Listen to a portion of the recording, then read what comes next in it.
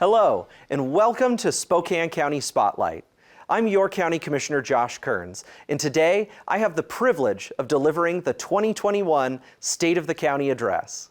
I have the honor of serving with two other great commissioners as we oversee a county with a population of nearly 540,000 people. The county has over 2,500 lane miles, and I ask you to remember that number when you're waiting for our snowplows to come by after the first big dumping of snow in the winter. We have over 50 departments and 2,000 employees that serve the people of Spokane County. We serve the county from law enforcement to roads, parks to permitting, licensing to land use. We also serve alongside the auditor, assessor, treasurer, clerk, prosecutor, and sheriff. Spokane County has 12 Superior Court judges and 8 District Court judges. I would like to take this opportunity to thank the hardworking employees at Spokane County. For the last 18 months, just like so many others in our community, they faced uncertainty, but through it all, they continued to provide essential services to the citizens of our great county. We are guided by the mission to make Spokane County the best place to live, work, and play, and we are succeeding. We are home to some of the most beautiful parks, golf courses, top-notch employers, quality education opportunities, and attractions and fun for all ages. As always, I would like to highlight some of our amazing community partners, starting with the Spokane International Airport. Co-owned 50-50 by the county and the city of Spokane, SIA has seen a strong rebound from the slowdown of 2020, now offering non-stop service to 21 destinations, and it only took a few months into 2021 for SIA to get back near the record-setting activity of 2019, and passenger counts are improving each and every month. The Spokane Workforce Council continues to help job seekers at all stages of career goals. They run the Next Gen Zone to help youths age 16 to 24 earn their GEDs with resume prep, interview skills, and job placement. The Workforce Council hosts some of the most well-attended job fairs in the region. And of course, they operate our local WorkSource office. They are heavily involved in the Resource Center, of which Spokane County has now partnered as the leaseholder for the space, and it is now called the Resource Center of Spokane County. This is a one-stop shop for services for people in our community. In short, no matter what rung you are on, the Workforce Council can help you climb your career ladder. Visit Spokane, our destination marketing organization. Visit Spokane attracts conventions and tourists to our area, generating millions upon millions of dollars of economic activity each and every year. They are a major player in promoting our region. And finally, Greater Spokane Incorporated. Spokane County is a visionary sponsor for GSI, and we have designated them our region's Associate Development Organization, or ADO. They have been a great partner for many years and certainly played a huge role in 2020, helping us with a grant program that we'll touch on a little later. 2020 was a year that none of us want to go back to. It was marked with devastation for so many families in our community, physically, emotionally, and financially. Students were forced to learn virtually, with many schools unprepared for such a task. Businesses were shuttered and dreams crushed. Many families, for the first time in their lives, not knowing where their next meal would come from. During all of this confusion and uncertainty came a rare bipartisan piece of legislation known as the CARES Act that provided Spokane County with over $91 million of funding to help combat the impacts of the coronavirus. The Board of County Commissioners decided early on that we wanted to prioritize public health, food security, and helping our struggling small businesses. I'd now like to present a video we produced to highlight some of the investments we made into our community in 2020 through the CARES Act funding.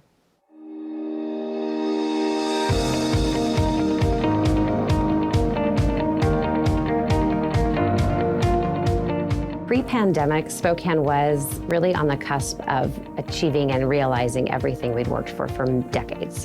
Downtown was booming, our unemployment rate was low, Housing prices were still affordable. We were able to attract businesses to town. It was heartbreaking to watch what happened as COVID hit.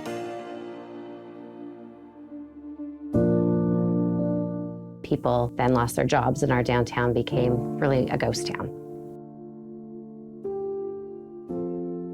In March 2020, federal government passed a $2.2 trillion federal stimulus bill, and Spokane County received a direct allocation of over $91 million. Over the next 9 months, the county then sought input from the public service providers and the business community in order to make sure we allocated funding to those who needed it the most. Absolutely recognizing that this is a public health emergency, the number one priority for the county was making sure that our public health district was fully funded. We had to flex up significantly as an organization because we had to amplify our capabilities. So we had to add not only resources locally, but we even had some contracted services to help us with contact tracing and disease investigation, because we had to go from a handful to several hundred people in a matter of weeks.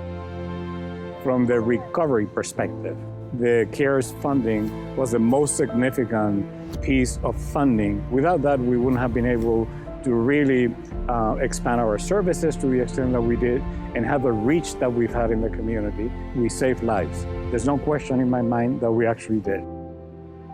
In order to address our food insecurity needs and those that were dealing with barriers to accessing food nutrition, we enlisted the help of Second Harvest to help the county get the food out and also to address those barriers of transportation. The thing that was really, both rewarding and heartbreaking was how many people, they had never been to a food bank in their life, and all of a sudden they had to say, I can't feed my family, I need help, I've never done this before. Then as we got a little bit deeper into it, it was clear that the need was going to be huge and that we were going to need some real money to go out and just find enough food to help everybody.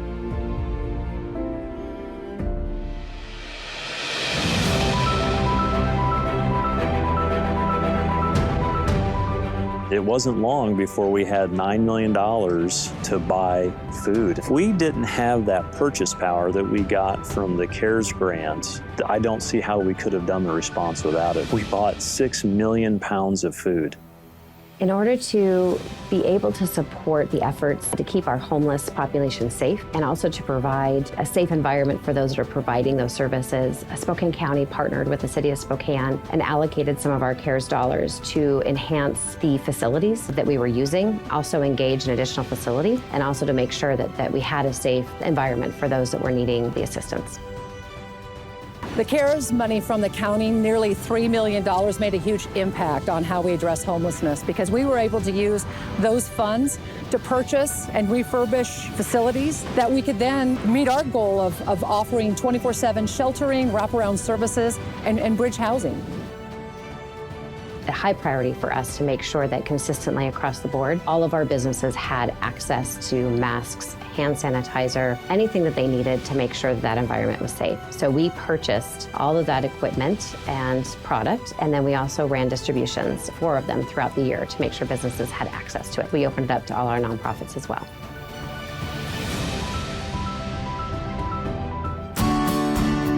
Open Together was a $10 million program that was to benefit both Spokane County small businesses and Spokane County nonprofits. Grants were allotted up to $10,000. If you were a sole proprietor, $2,500 was the cap on the program then. And we had some metrics that we built internally to help us identify what level of funding a business would qualify for.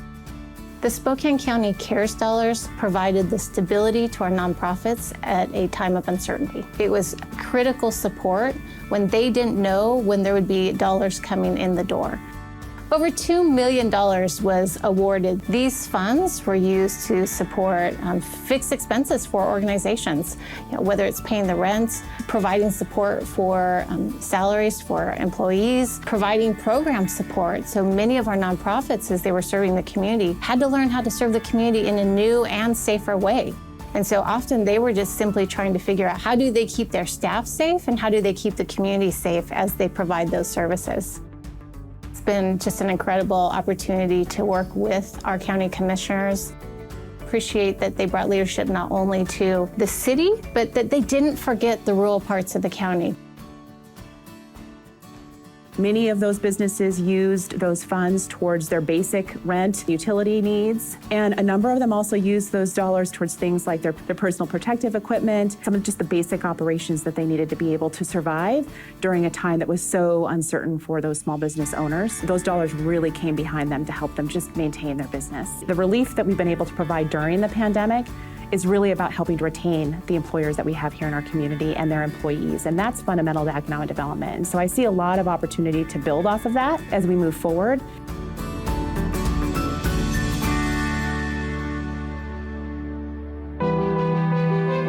Spokane County additionally helped fund our school districts. And everybody was doing what they had to make sure that our kids and families had what they need to be successful. So beginning in right after, I think it was like March 17th, all of our students were to learn from home.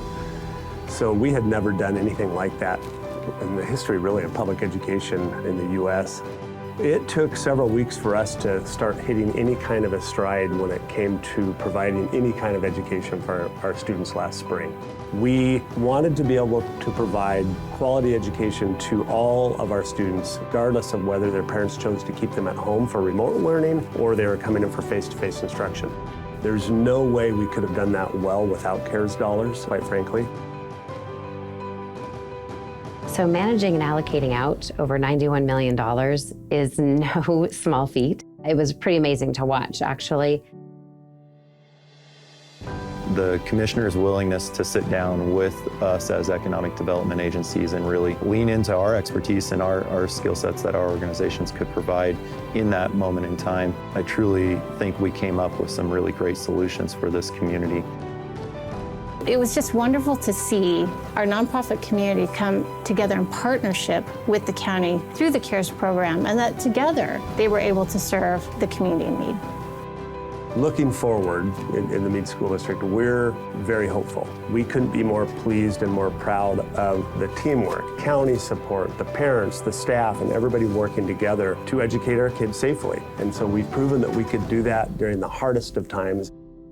I would say that the silver lining in this pandemic has really been the collaboration that we've been able to do regionally. First, to respond to the pandemic, but then it has set the framework, and we've moved forward to keep that framework in place to address other issues regionally. Homelessness, certainly one of them during the pandemic and after the pandemic, as well as I anticipate other issues like housing and economic development, recovery, and building on what we've been able to do. So it's a great time to work with our regional partners. But it was the way that we spent our money that I am truly proud of what Spokane County did as we came together with other organizations to spend those dollars.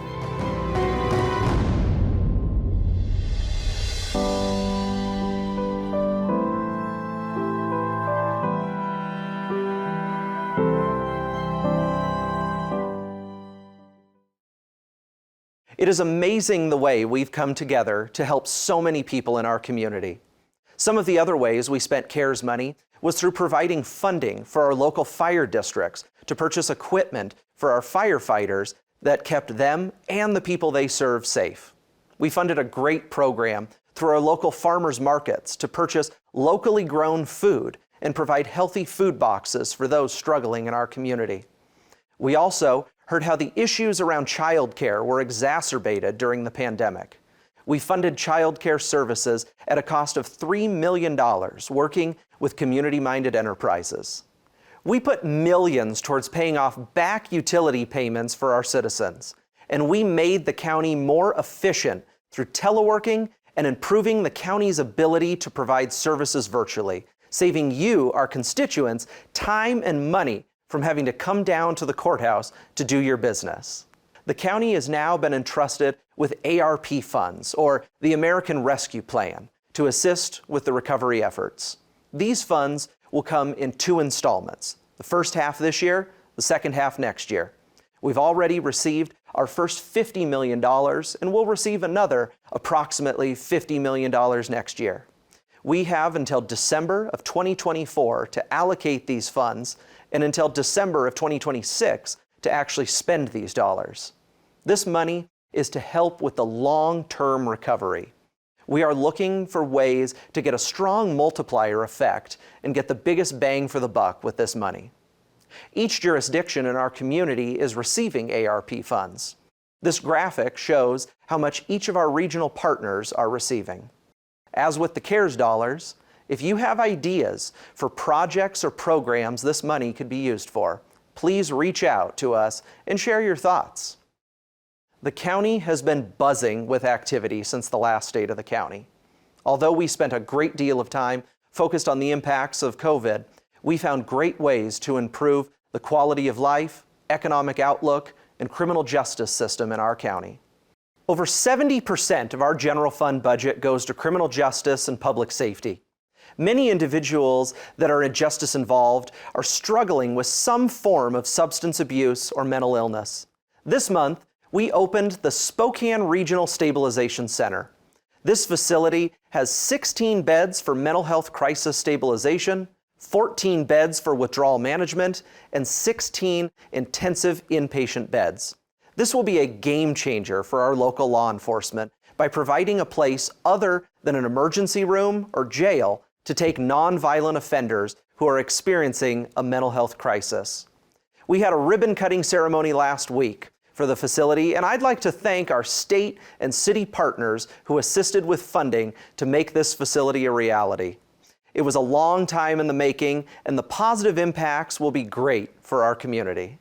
Earlier this year, we opened our new Intake and Release Center on the county campus for people accused of low-level crimes. This was a pilot program to help alleviate crowding and the risk of COVID outbreaks at the Spokane County Jail's booking area due to social distancing constraints. The facility also hosted a professional navigator who could direct defendants to available social services on their way out. About 13% of people who are booked into the jail qualify for immediate release based on what they are accused of. This center only processed individuals who are deemed not to be a safety risk to the community and were eligible for immediate release on their own recognizance while waiting to go in front of a judge. The entire process could take as little as 20 minutes under the right circumstances. On the economic development front, we have seen tremendous growth in sales tax revenue and new businesses deciding to call Spokane County their home. Commercial and residential construction is booming. We have a new facility for Knife River being built near the state line. Spokane Valley is home to a new Amazon facility on Trent. And our public development authorities continue to show an impressive level of success, helping bring more job opportunities to our region.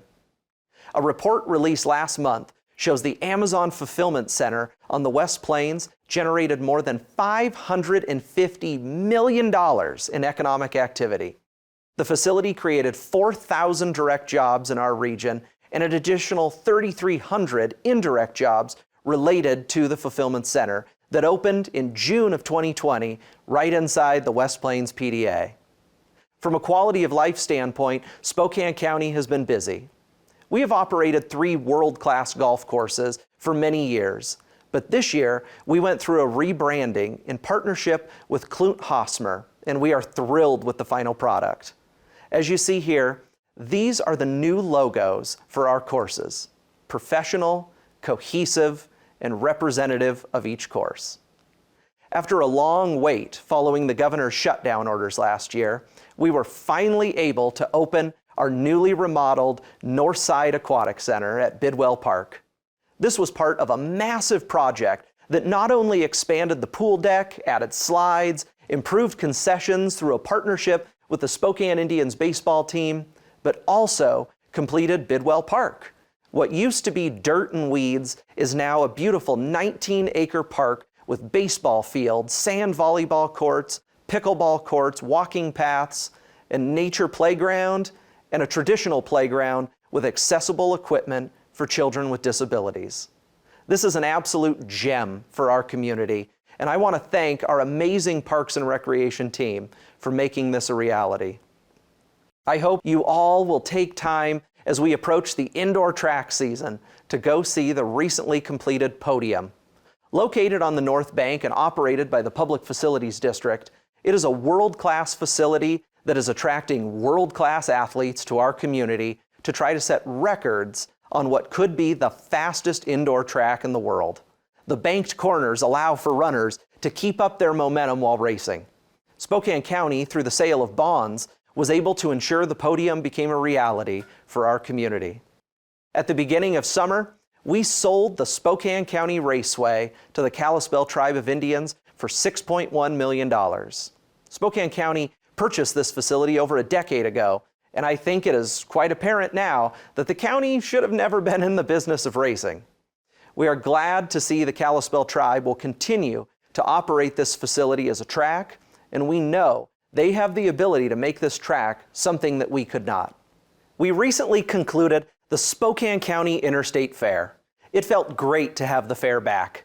We worked closely with the Washington State Department of Health and the Spokane Regional Health District to ensure we could provide a safe, family-friendly event. We had great musical acts, the rodeo, the demolition derby, farm exhibits, and vendors. Our attendance this year was more than 112,000 people. After the year we had in 2020, it was wonderful to see the joy that we as a county could bring to the families of our community through the fair. As we continue to move forward as a community, we are committed to providing you the quality service you have come to expect and deserve. There are big things happening in Spokane County. That is why we see more and more people choosing to call this community home. From our parks to our scenic vistas, from our golf courses to our indoor sporting facilities, from our schools to our economic development opportunities. This is an amazing place to call home. It is an absolute honor to serve as your county commissioner. Thank you for the privilege of your time. Have a great rest of your day.